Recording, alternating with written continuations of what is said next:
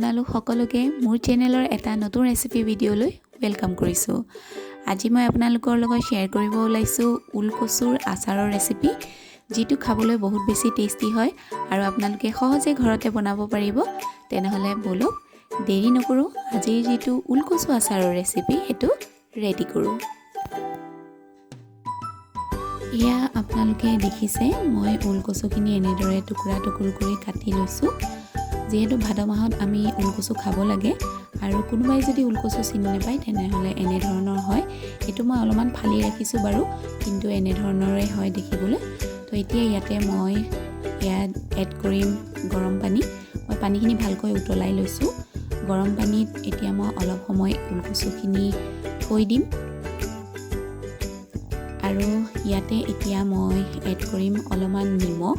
যিহেতু গৰম পানী আৰু নিমখত অলপ সময় ডুবাই ৰাখিলে তাৰ যিটো খজুৱতিৰ গুণ সেইটো নাইকিয়া হৈ যায়। সেইকাৰণে এনেদৰে আমি 2-3 বাৰ গৰম পানী আৰু নিমখ পানীত দি দিব লাগে।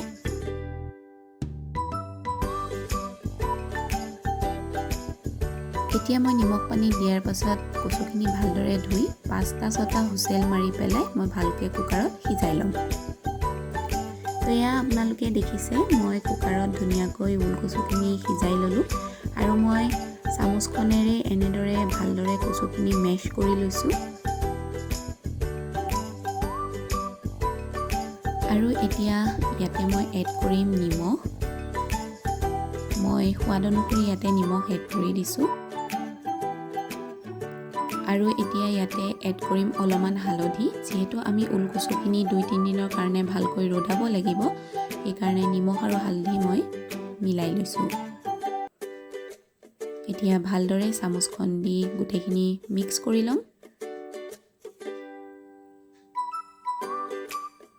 আৰু এতিয়া এইখিনি মই 2 দিনৰ কাৰণে ভালকৈ ৰ'দত দি ল'ম। তো আফটাৰ 2 days এয়া আপোনালোকে চাব পাৰে মোৰ ওলকচুখিনি ভালদৰে ৰ'দত শুকাই গৈছে আৰু ইয়াত এতিয়া কোনো ধৰণৰ মইশ্চাৰ নাই বা পানী নাই। এয়া আপোনালোকে চাব পাৰে ধুনীয়াকৈ। আৰু এয়া এইফালে ব্ৰাউনো হৈ গৈছে অলপ, মানে ভালকৈ ৰ'দত শুকাইছে। এতিয়া মই ইয়াতে এড কৰিম, এয়া হৈছে পাঁচফোৰণ, যিখিনি মই কেৰাহীত ভালকৈ ভাজি লৈ পেলাই গুড়া কৰি লৈছোঁ। এই পাঁচফোৰণখিনি মই এতিয়া কচুখিনি ভালদৰে মিলাই ল'ম আৰু ইয়াতে মই এড কৰিম অলপমান এয়া গৰম মছলা। আচলতে ওলকচু আচাৰত আমি বেছি মছলা এড নকৰিলেও হয়। তো এতিয়া যিহেতু মই মছলাখিনি দি ল'লোঁ, তো মই ভালদৰে এতিয়া চামুচখনেৰে গোটেইখিনি মিক্স কৰি ল'ম।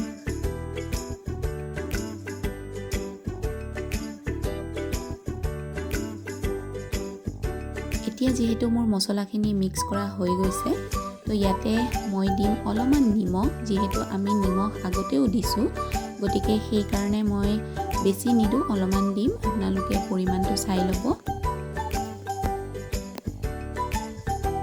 পুনৰবাৰ চামুচখন দি গোটেইখিনি ভালদৰে মিক্স কৰি ল'ম।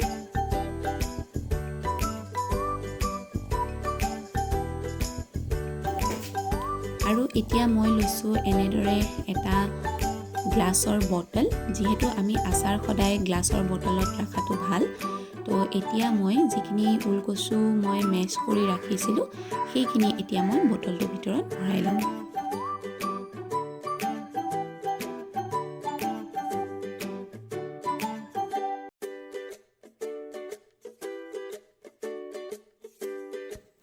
এতিয়া মই ওলকচুখিনি এনেদৰে বটলটোত ভৰাই ল'লোঁ আৰু এয়া মই মিঠাতেল গৰম কৰি ঠাণ্ডা কৰি আনিছোঁ আৰু ইয়াতে মই দি দিছোঁ ভোট জলকীয়া। যিহেতু আচাৰ অলপ জ্বলা হ'লে ভাল লাগে। আৰু এতিয়া এই তেলখিনি মই লাহেকৈ ওলকচুখিনিত ঢালি দিম। আৰু এতিয়া ওলকচুখিনি বেয়া নহ'বৰ কাৰণে ইয়াতে মই এড কৰিম ভিনেগাৰ। মই হাফৰটোৰে 1.5 কাপ দি দিছোঁ। মন কৰিব, যদিও আমি ওলকচু আচাৰখিনিত ভিনেগাৰ দিছোঁ, তথাপিও আমি 2 দিনৰ কাৰণে পুনৰবাৰ ওলকচুখিনি ৰ'দত দিব লাগিব। এতিয়া যিহেতু মোৰ ভিনেগাৰ এড কৰা হৈ গৈছে, মই এতিয়া চামুচ এখনৰ সহায়েৰে গোটেই আচাৰখিনি আকৌ এবাৰ ভালদৰে লৰাই দিছোঁ। তো আপোনালোকে দেখিলে বহুত কম মছলা প্ৰয়োগ কৰি মই এই আচাৰটো ৰেডি কৰিছোঁ। আৰু ওলকচু আচাৰত আচলতে বেছি মছলাৰ প্ৰয়োজন নাই।